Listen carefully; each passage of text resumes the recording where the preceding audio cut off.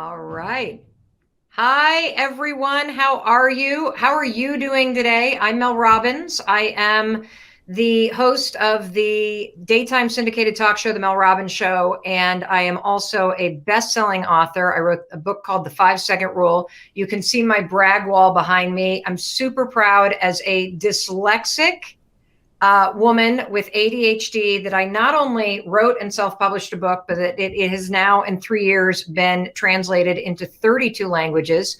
So that is behind me, not to try to sell you something. It's behind me to remind me that all of those excuses that I used to come up with that blocked me from achieving my goals, they're all bullshit. Okay. So you're watching Stay Connected. We have the most incredible guest coming up. I am so happy that you are here.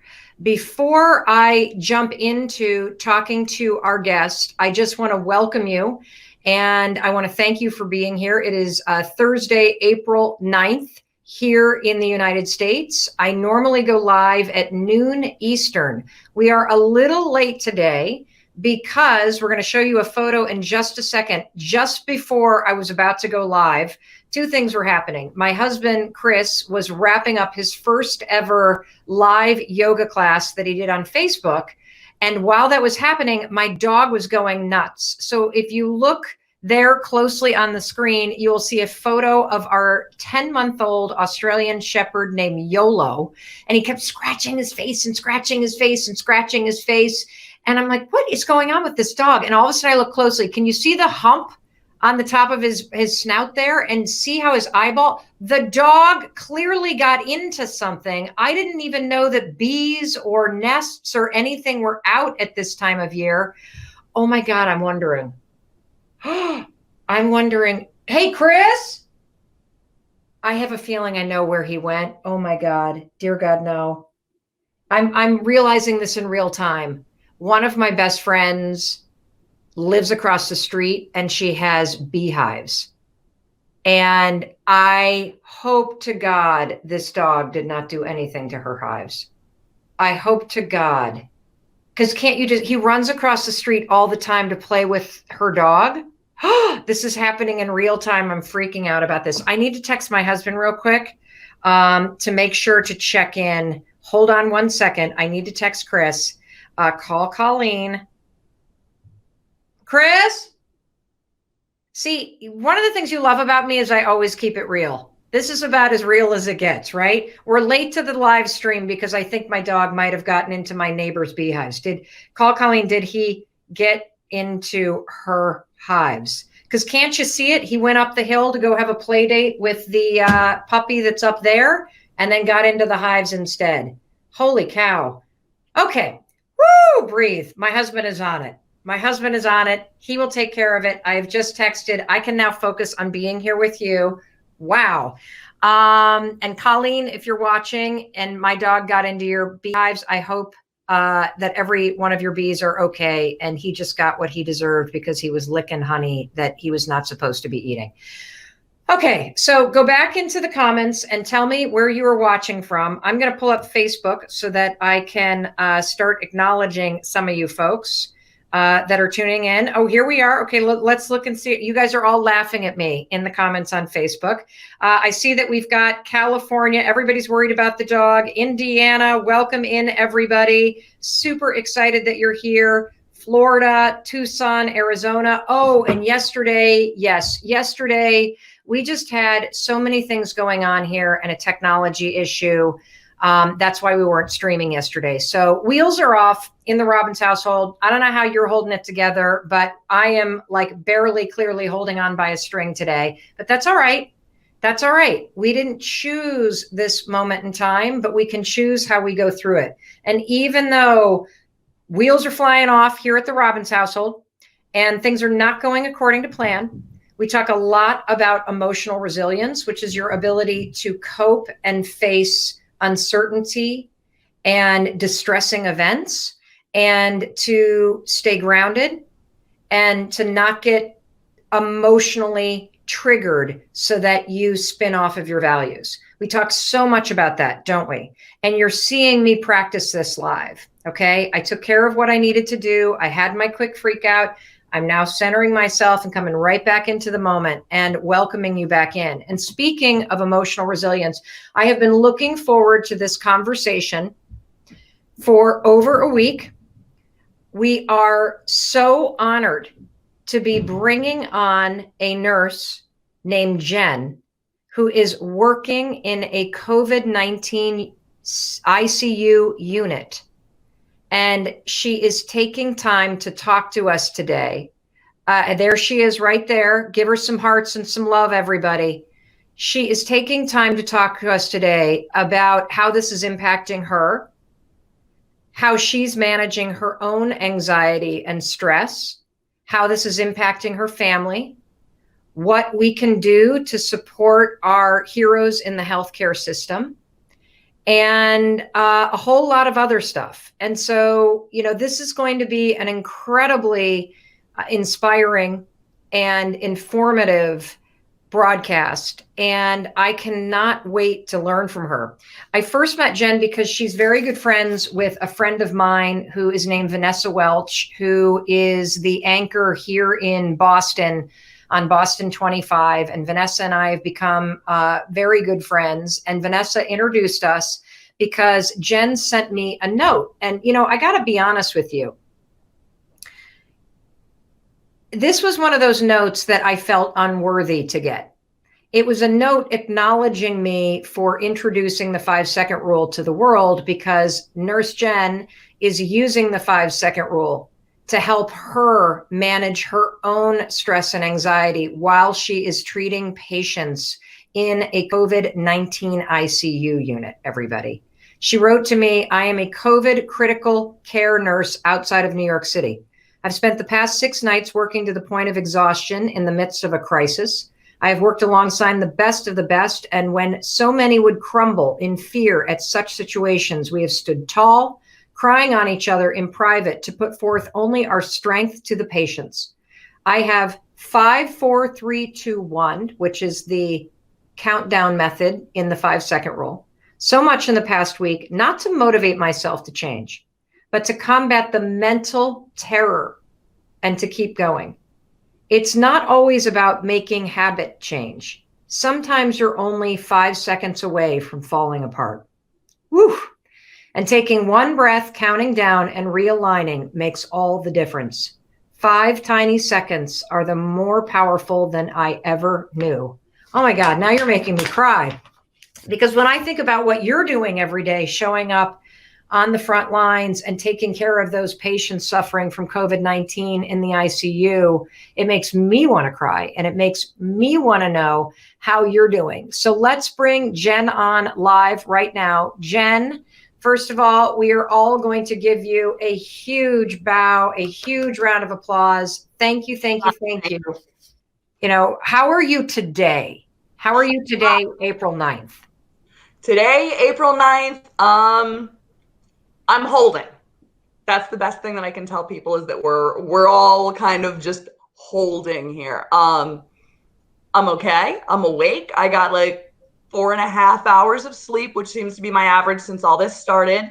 And I'm thrilled to be out on control and honored to be here. You're saying thank you to me, and I'm saying thank you to you. You've gotten me through the past 3 weeks, so I'm blown away to be here. Thank you. Well, I just have so many questions. First of all, can you tell everybody, how long have you been a critical care nurse? And what has it been like in the hospital for you? I am a second career nurse, actually. I went to school to be a nurse when I was 35, with literally my youngest child, baby, like sitting there watching Khan Academy videos and like bouncing the kid at 2 a.m. And balancing going to nursing school and being married and having 2 older kids, excuse me. And my husband, God bless him, like said, "Let's do this. You're 35. You want to go back to school? Let's do this." So literally, I have been a nurse for 3.5 years. I started in cardiac interventional and electrophysiology. And I went to critical care in the cardiac critical care unit a year ago. So I've only been a critical care nurse for a year. Okay. So what is it like for you as a nurse inside of the hospital in the COVID-19 ICU critical care unit? Um, wow. The hospital has expanded because so many patients who come in need critical care, and there are limited critical care units in the hospital while there are many beds available. So we have converted regular patient rooms for people who would have routine surgeries into critical care beds. So now there is no critical care cardiac or surgical ICU or medical ICU. Everything is just critical care ICU. So all of the critical care nurses, no matter your specialty, are now just COVID-19 critical care nurses. And you walk in every day to find out at a poster at either the parking garage or at one of the elevators to find out where you're assigned. You don't know literally what department you're going to work in every day, aside from critical care COVID. You don't know the floor. You don't know where the scrubs are. You don't know where your supplies are. You don't know the people that you're going to work with. But you need to like buckle up, Buttercup, for the next 13 hours. So I have been privileged to work in five different units that have been designated as critical care, and you just get there. And the first few days are kind of shaky, like, hi, who are you? Where's the stuff? And you just have to pick up and go. Within the first 10 minutes of your shift, you have to find out where all the critical items are that you need, who your patients are, and you may be taking report from a nurse that you've never met. You're working with doctors that you've never met. You're working in rooms that you've never met. It's kind of a surreal experience. In the way that you see zombie movies, this is kind of funny, but you walk through a hospital in a zombie movie. Yeah. And the halls are strangely empty.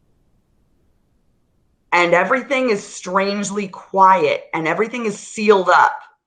And you don't know what you're walking into, but you know you have to do it. Wow.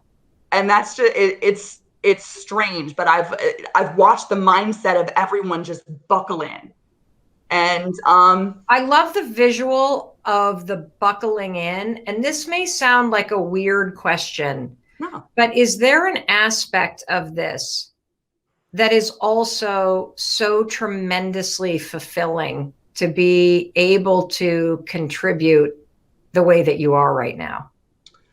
There is. So many people are calling us heroes. And the hard part is that we often don't feel like heroes. We're walking into chaos and trying to make sense of it. But what we're doing, the fulfilling part, is being that one aspect between the patient in the bed and the person on the phone who cares for the patient in the bed. That's your mother, father, sister, brother, spouse, nephew, someone. And with a no visitor policy in the hospital, when someone walks through the doors of the emergency room and is admitted and you get a diagnosis of COVID, nobody can see you. Nobody can talk to you. I am that link to talk to someone and tell them this is what's going on. What's fulfilling is that someone in the shock at home of dealing with this is confiding in me of what their loved one is like at home. They like to watch football. Great. You know what? Your loved one is on a ventilator and doesn't know what's going on right now, but I'm going to turn on football in the background because I can make you feel more like a person. Right. Give a face and a voice to the faceless right now. And that makes me keep going back. I hadn't even thought, Jen, about the compounding pressure that is added when you're also the full-time emotional support, given the fact that family members can't be in the hospital with their family members. How has that impacted you? For me, I don't know how I've just literally like pushed any of my emotional, kind of feeling out, and just found strength in being that voice and being that person who can pick up the phone. We need consent to do procedures. A doctor will talk to you, and then this strange voice of a nurse has to come on the phone and verify it. There are other nurses who can't take that phone call because you get a loved one on the phone who's sobbing, saying, I don't even know what this procedure is, but if it can help, please don't let my loved one die. And these people are ranging from 35 years old to, 60 years old. They're calling, and I have to say, like, okay, every person that I'm on the phone with is sobbing. And you don't want to cut them off, but you need to get into a patient room and you need to actually take care of critical situations.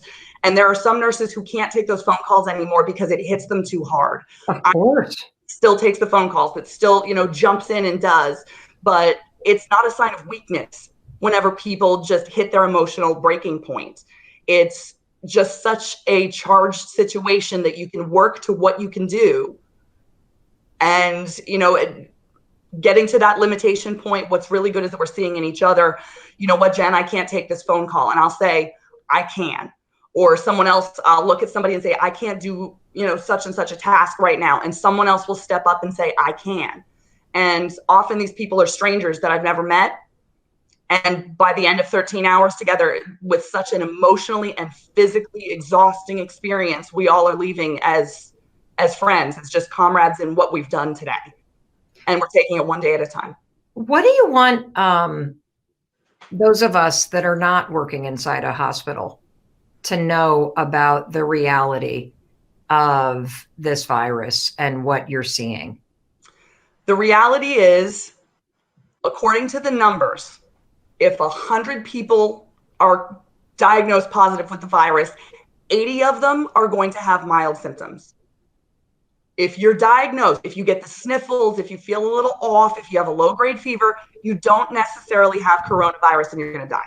Yeah. Of the 20 who are left, 15 of them will need medical care inside a facility. Of those, take those last 5 out of 100. Those last 5 are the ones who have to see me. Those last 5 are the ones who see ventilators and critical care. So out of 100 people diagnosed positive, your chances are that you're going to be okay. Your chances are that, we just need to flatten the curve and give it some time for medicine to figure out what's going to be best and expose as few people as possible. But don't let yourself get overly caught up in the media panic. Right. This is scary, don't get me wrong, but I see the worst of the worst. So everything that I see, everything that I work with, and everything that's hard, my experience speaks to that 5%. Got it.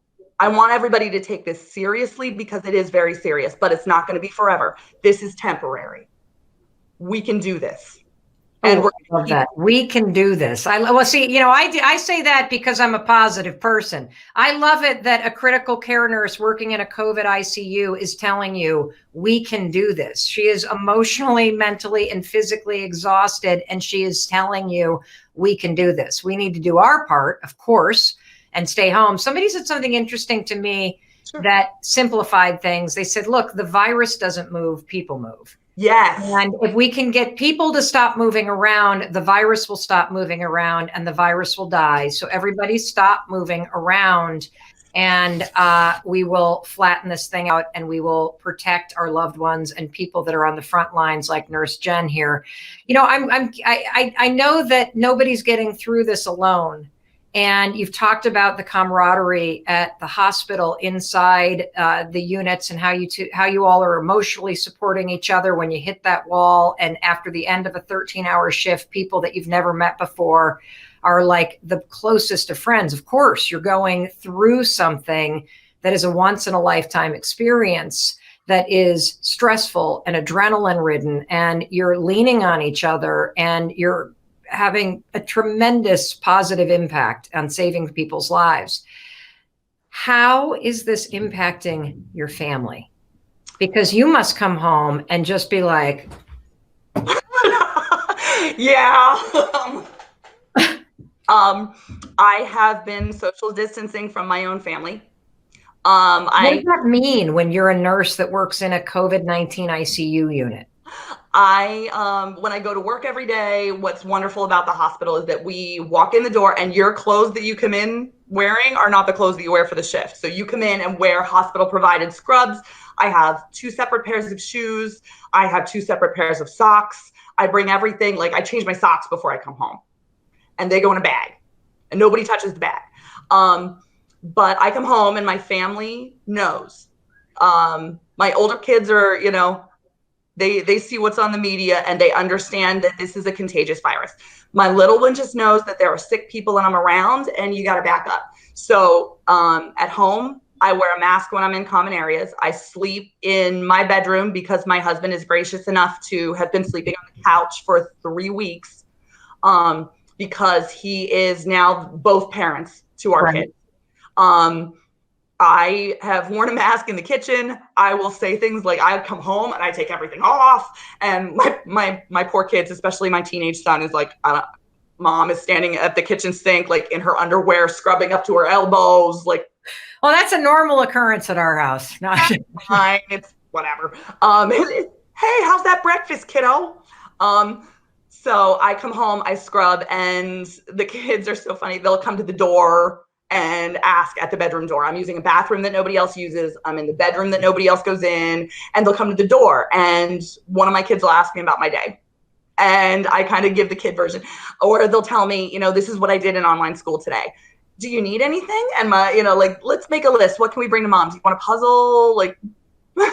And my husband will come and sit in the doorway at the top of the stairs because he's like 20 feet away from me. And we actually spent our anniversary that way. I worked, I came home, and I'm like, happy anniversary, baby. We'll do a do-over sometime when this is over. Because you're right. This is going to be over. So I want to specifically talk about what you wrote in your email to me. You said, I just wanted to say thank you for getting me through. Well, I want to talk about that because here's the thing. People around the world that are part of the 2.5 million people a day that we reach are writing about the anxiety they're feeling, about the grief that they're feeling, about the mental and physical exhaustion, the inability to focus. And we're not working in a COVID-19 ICU unit as a critical care nurse like you are. Anxiety is everywhere. There's no gold medals for nurses or parents who are like schooling their kids and keeping everybody inside. Everybody's in this.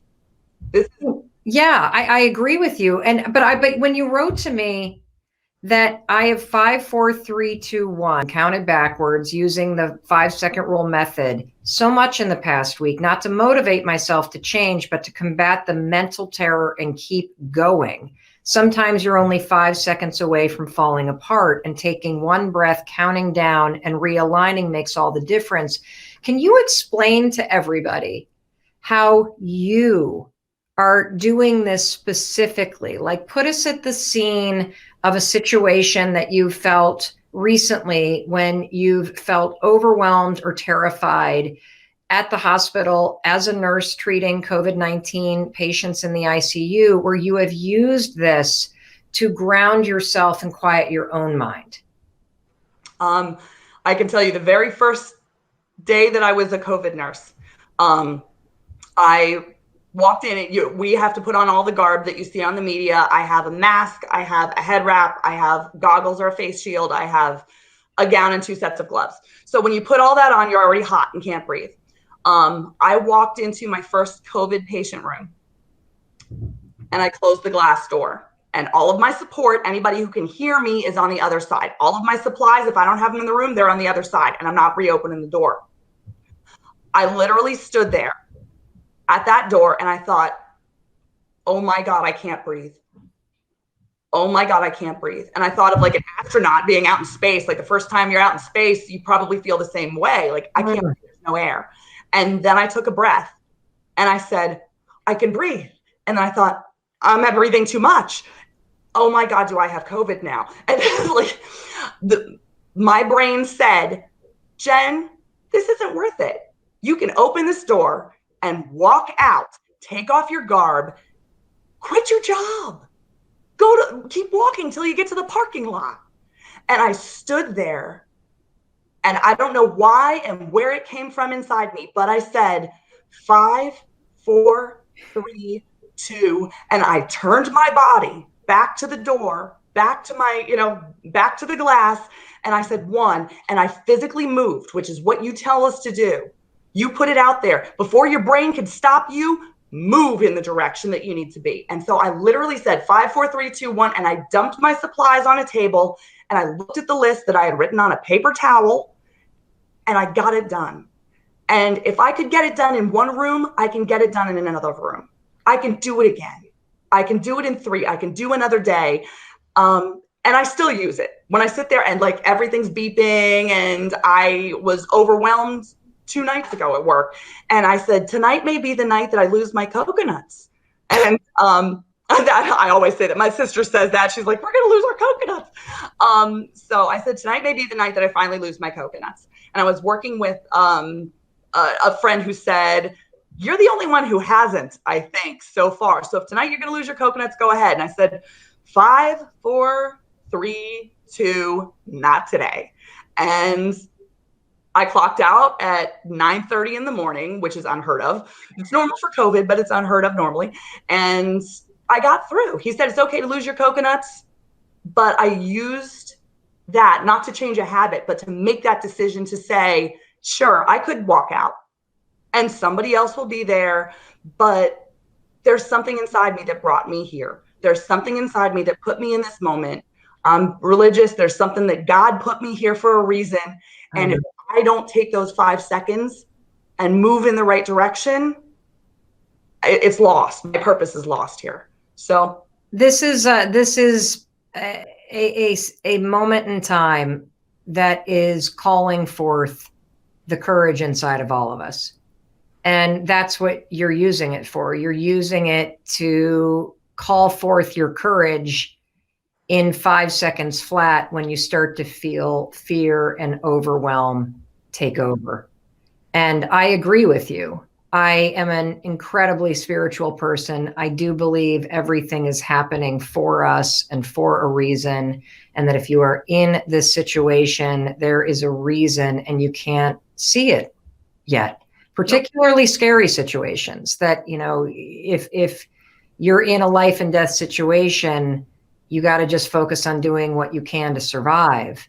And it's only when you come out of that situation and you can look back at it that you realize, holy shit. I wouldn't wish that on anybody, but I understand now the gift that came from that horrible loss or that awful situation that I lived through or this pandemic, that there is something that you're meant to do, you're meant to learn, a person you're supposed to meet, an experience you're supposed to gain that is preparing you for what's coming next, even though you can't see it. And having that faith gets me through the hardest moments of my life. And so I'm not surprised to hear that it's the same thing for you.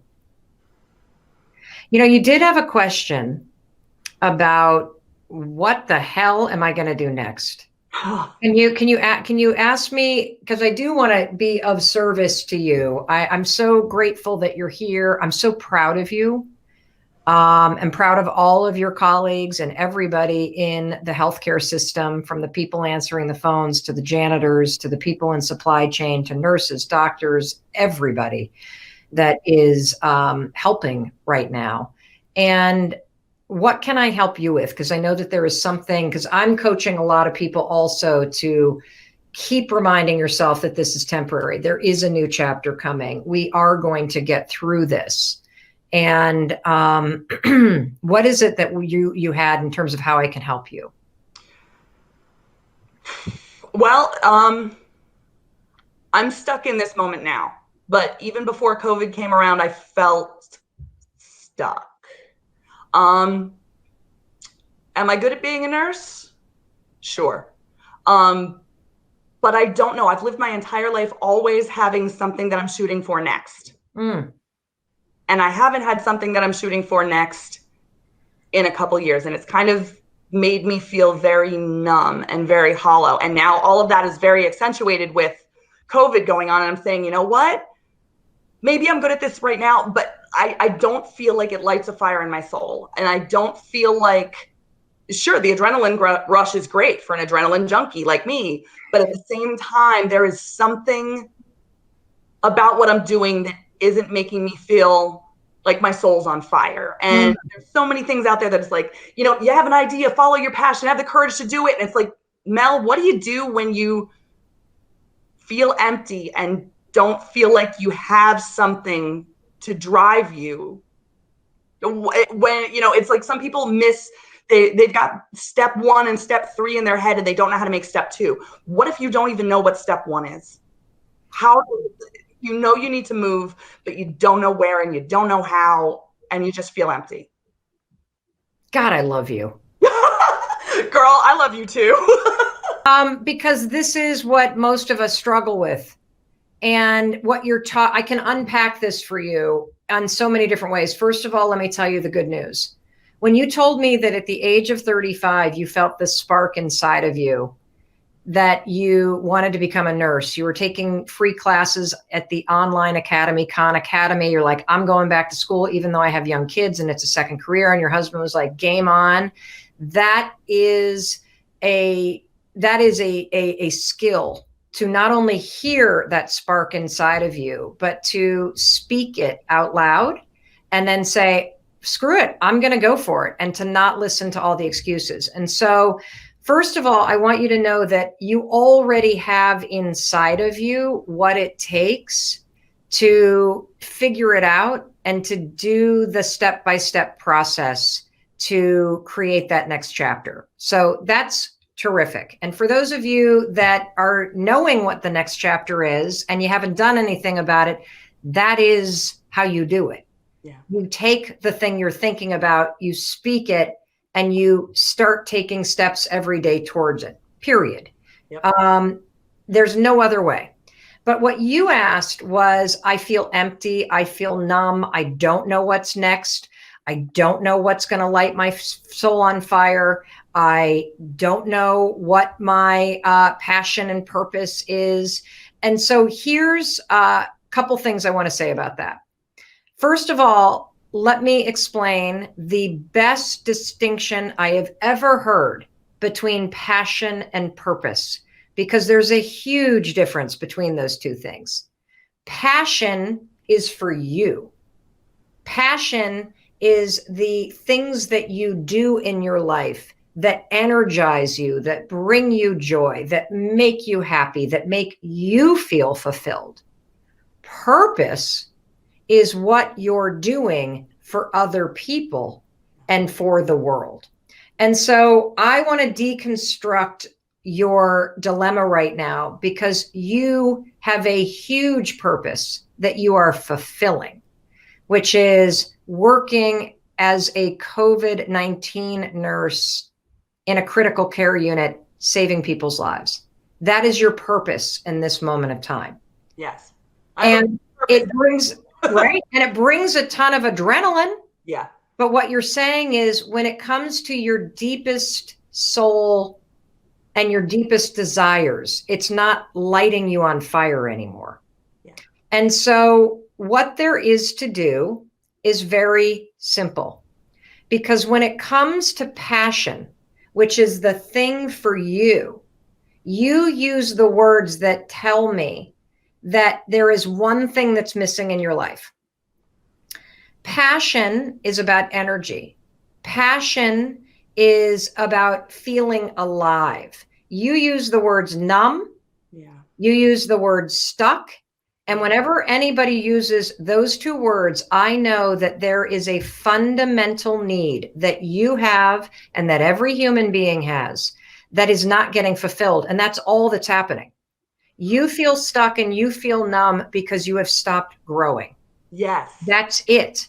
And so I want to explain this in the language of fundamental needs and utilizing something called Maslow's hierarchy of needs. Okay. So I think I might even have a visual here. Let me look in my folder right here. I know I created a visual that might help. God, please help me. Help me.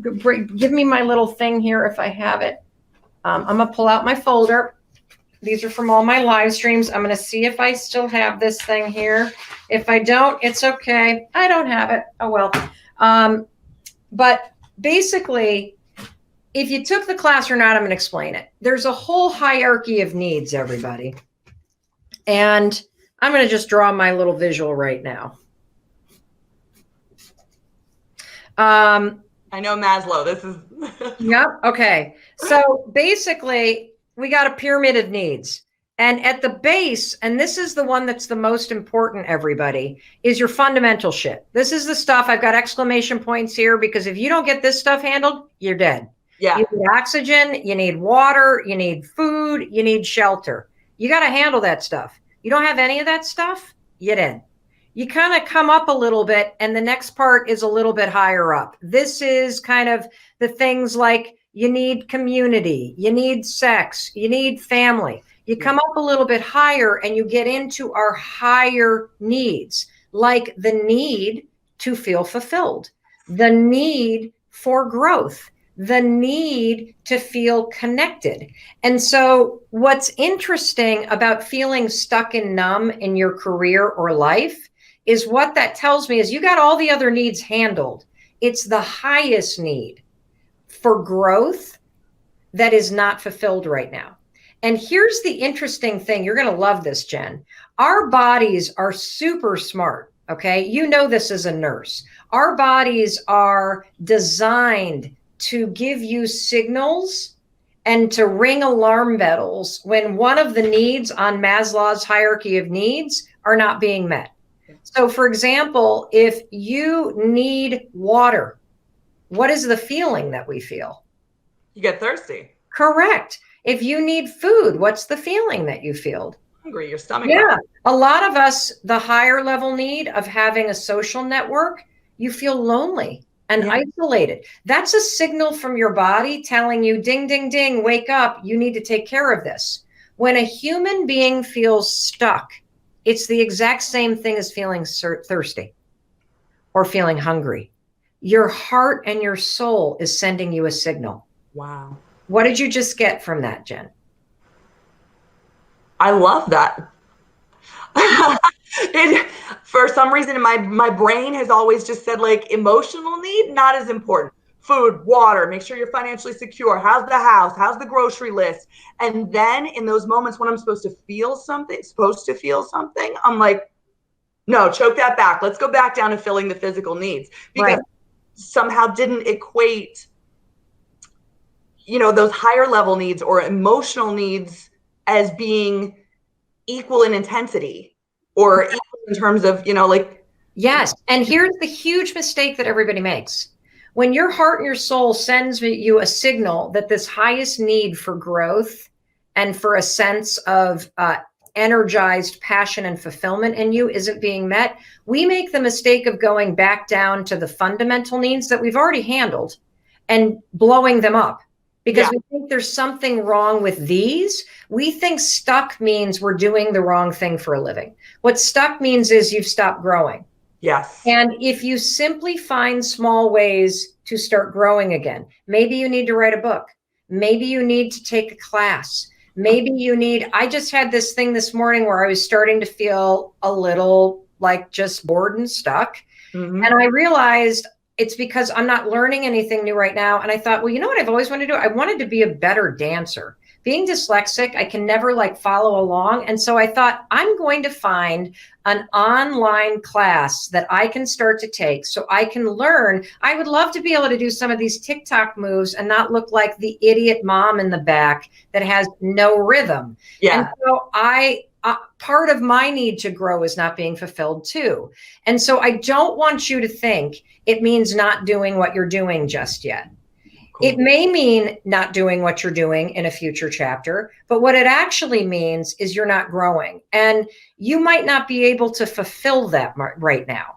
Okay. Or just given the state of exhaustion, given the fact that you're running on adrenaline, given the fact that you are on the front lines of fighting a pandemic, or you can look for small ways to grow while you're in the middle of this, whether it's working on learning more about resilience and passing it on to the family members, or whether it is finding creative ways to support your colleagues or your family. You can grow in small ways, which quiets that feeling of being numb and stuck. And then when you emerge from this, what I would do is I would go back to the same thing that had you get the impulse that it was about changing your career and going back to nursing? You see, I just think you are probably somebody who is a lifelong learner, who loves to be a student. Yeah. Maybe what you're going to do from this experience of being a COVID-19 nurse in an ICU is you're going to figure out how to go and become a teacher and teach people about emotional resilience in critical care situations. Love that. I don't know, but I need you to understand the proper context of what it means to be stuck, because it's not about what you do for a living. It's about what you do for yourself to make yourself feel like you're growing again and that you're doing things throughout your day that give you that little energetic boost that's for you, because passion is for you. Purpose is what you do for other people. That's huge. Like that's enormous, because I see myself sinking back down. I'm like, okay, I'm starting to feel something. Am I supposed to? I feel stuck. You know what? Let's go make a list. You know what? Let's go clean something. And I'm sinking down instead of moving up. It's like, you know what? Maybe I'll feel some growth if I go like scrub the bathroom. You know? No. You know what that is? That is your not uncertainty. That's your discomfort with not knowing. Yes. The answer. And I'm like, no, I could make a list. You know? You can make a list. You can get it out of your head. But the thing I want you to do with this is to just carry the insight that there's nothing broken about your life. Thank you. That you simply need to find ways to continue to feel like you're learning new things. And when all of this settles down and you've got a chance to actually think about what might be next, you will see opportunity. Because I think what you're feeling, because I feel it too right now, you're feeling the world shifting. You're feeling opportunity opening up. You're feeling that even though this is going to level out and things will calm down and we'll go back to something that doesn't look like this, it's not going to be the old world. No. We've now been introduced to something, whether it's telecommuting or telemedicine, or the importance of emotional resilience, or the fact that people realize you can reach the world by going live on Instagram. There is something here that your body's paying attention to and your spirit's paying attention to. And that's what I think you should put your energy into, is just noticing patterns, noticing what you're curious about, looking for ways to grow in small ways while you're curing and treating people that are in the ICU with COVID-19, and giving yourself a break, because you're also mentally and physically exhausted. And so as hard as it is for people like you and me, who are adrenaline junkies and who love to help people and who love to learn new things and who love to jump to the next thing, you've got to force yourself to slow down a little bit. And part of the reminder of this is going to pass is this moment in time is going to pass, and then I'll have time to really figure out what's next. Got it? I'll work on it. I'm sure you're going to do more than work on it, my friend. The hard part is that when you strike me as the same as somebody, you know, we've joked that it's like the gifted kid syndrome. When you can go in any direction and know that you'll be able to give that part to the world, that you will be productive, that you will be, you know, be good enough at like whatever you touch to be okay. What was that movie, like Runaway Bride, when you're just trying to like do things and she didn't even know how she liked her own eggs. Right. She would just like eggs however somebody else did. It's like, okay, well, I can be good at that. Or, you know, there's a need for that, or people tell me I'll be good at that. So why don't I just do that? But what's missing is that passion inside that you were talking about. And that's about growth. It has nothing to do with what you're doing for a living. Are you growing as a human being? Are you learning new things? And are you doing things that make you feel energized? And the second you separate the search for work, which is, you know, fulfilling, versus a life that's passionate, I love that. You will find it faster. And then eventually it tends to come back and merge somehow. Well, Jen, this has been a real privilege. I want to tell you again how much we love you and appreciate everything that you and all of your colleagues are doing, and everybody in the healthcare field, and everybody that's out there in a job right now, whether it's working at a grocery store or delivering things or cleaning facilities or hospitals or grocery stores for us. We cannot thank you enough. We wish you and your family the best. And I cannot wait to check in with you in a couple months after we are through all of this to see how you're doing and to see what you're going to do next. Awesome. Well, thank you so much for being with us. You're fantastic. God, I feel so much better having talked to her and knowing the kind of amazing people that are on the front lines. And didn't you appreciate being told by a critical care nurse who's in there fighting the fight and caring for patients and saving lives and talking to families, that even someone who is witnessing just the terror of this firsthand is positive and is telling us we're going to get through this? That was absolutely amazing. And you're amazing. And I want to remind you that you are going to get through this, and you have the ability to not only face this moment, but to learn how to be more resilient, to take care of yourself, to maybe learn some new things, and to get ready for that next chapter that's coming. And I'll be here every single weekday and every day on social media to support you along the way, because I love you and I believe in you. So if this broadcast inspired you, do me a favor, share it with your friends. Tag other people who need this uplifting message and the tools that we're talking about. And the best way to do that, I know we're broadcasting live on LinkedIn and Twitter and Facebook and YouTube right now. It's super easy to share this on YouTube and on Facebook. So that's all I got for you. Thank you so much. Have an awesome day. And we will see you tomorrow.